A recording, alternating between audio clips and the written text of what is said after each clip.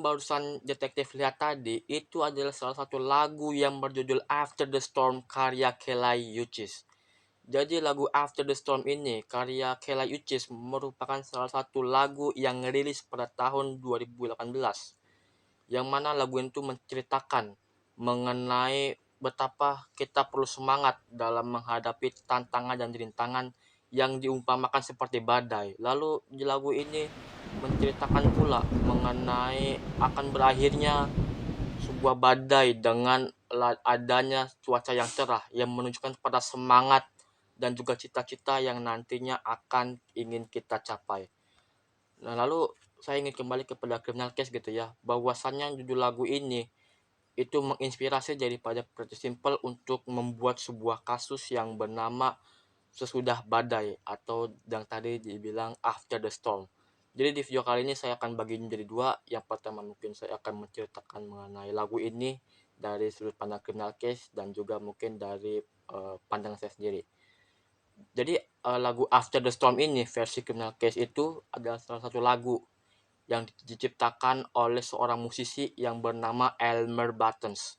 Jadi Elmer Buttons ini adalah salah satu musisi yang menciptakan lagu After the Storm yang mana lagu ini tuh sangat terkenal terutama di kota Jazztown. Jazztown ini tuh adalah sebuah tempat di criminal case yang mungkin bisa kalian temui dari kasus 18 sampai kasus 25 kurang lebih. Jadi Elmer Buttons ini diceritakan sebagai seorang musisi yang terkenal. Dia itu menciptakan lagu After the Storm yang mana lagu itu menceritakan mengenai harapan hidup bagi orang-orang di Jazztown yang mana sekitar 3 bulan yang lalu dia itu mengalami badai Yevers.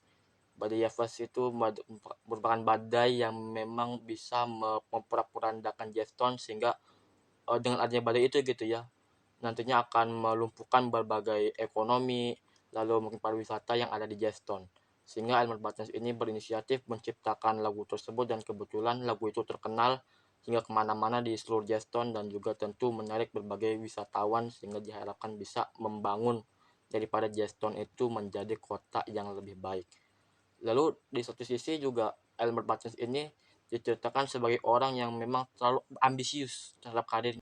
Elmer Buttons itu seringkali mengingkari semua janji-janjinya umpama pada istrinya yang bernama Linda Buttons gitu ya. Jadi Elmer itu menjanjikan kepada Linda bahwasannya nanti kalau umpama gua udah bermusik, udah sukses nanti kita bakal liburan dan sebagainya gitu. Sehingga Elmer Buttons ini tuh dinilai sebagai apa ya seorang musisi yang memang udah terkenal lalu mungkin terlalu ambisius sehingga melupakan daripada janji-janjinya gitu ya. Nah, namun di satu sisi gitu ya, memang ada juga pesaing-pesaing yang mungkin bisa mengalahkan daripada Elmer Buttons setelah kepergiannya. Lalu yang menjadi suatu hal yang gue sayangkan adalah dari Elmer Buttons ini adalah dia tuh terlalu banyak janji terhadap istrinya. Lalu sosok seperti Elmer Buttons ini tuh dia biar terkenal kayak apa, itu dia mengalami hal-hal yang memang apa ya nggak pantas.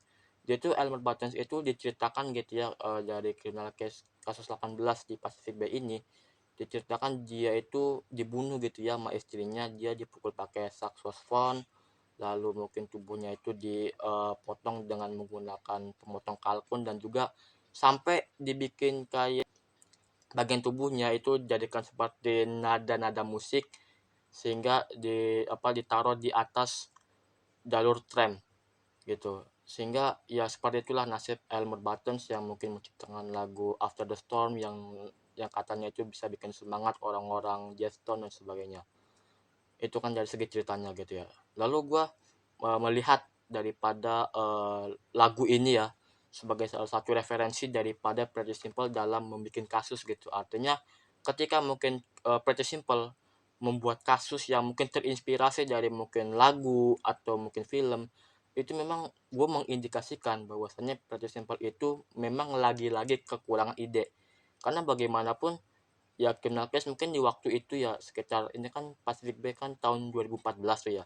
Ya memang mau nggak mau dia itu kan lagi jaya-jayanya dan perlu juga memproduksi kasus-kasus yang memang lebih baru. Dan situ mungkin pada simple bertanya-tanya gitu ibaratnya ini kira-kira judul yang bagus itu apa? lalu bagaimana gitu. Sehingga ya mungkin pada waktu itu tercetuslah ide gitu bahwasannya gue mendingan memproduksi kasus After the Storm ini mungkin terinspirasi dari lagunya Monica gitu, After the Storm. Jadi ada dua versi gitu. Dan versi Monica ini After the Storm itu rilis pada 16 Juni 2003, sementara kasus ini rilis 2014 gitu. Artinya mungkin gue lebih suka membandingkan nih aslinya itu After the Storm itu karya Monica bukan Kela Uchis, karena kan kalau Kela Uchis itu dari 2018 karyanya keluar gitu.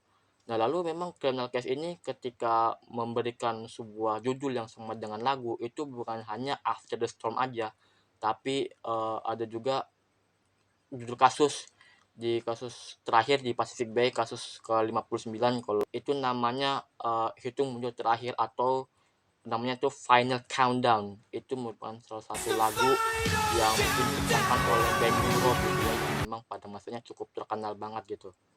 Dan mungkin itu adalah salah satu cerita gitu ya dari lagu After the Storm, baik dari sudut pandang Criminal Case maupun dari sudut pandang gua. Dan mungkin jika detektif suka dengan video ini, jangan lupa like, comment, share, dan subscribe, karena kedepannya gue bakal menyajikan info menarik seputar criminal case yang nantinya bakal meningkatkan pengetahuan kalian soal bermain criminal case dan membuat kalian makin jago lagi ke depannya. Saya tunggu detektif di video saya yang baru.